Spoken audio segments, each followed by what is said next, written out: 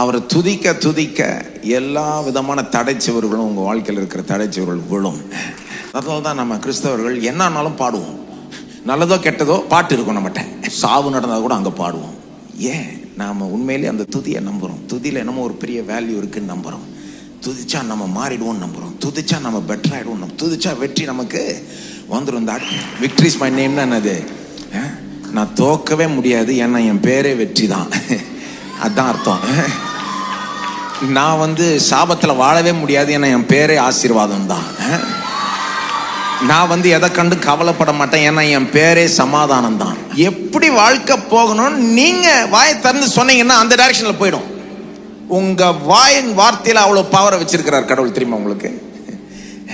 நெகட்டிவா பேசிட்டு இருக்கவங்களுக்கு ரொம்ப நெகட்டிவான லைஃப் தான் அமையும். பாசிட்டிவா பேசுறவர்களுக்கு ரொம்ப லைஃபே பாசிட்டிவா மாறிடும். பாருங்க, அதுவும் நம்மகிட்ட பாசிட்டிவா பேசுறது மட்டும் இல்ல, கடவுளே நம்மளை ஆசீர்வதிக்கிறார்.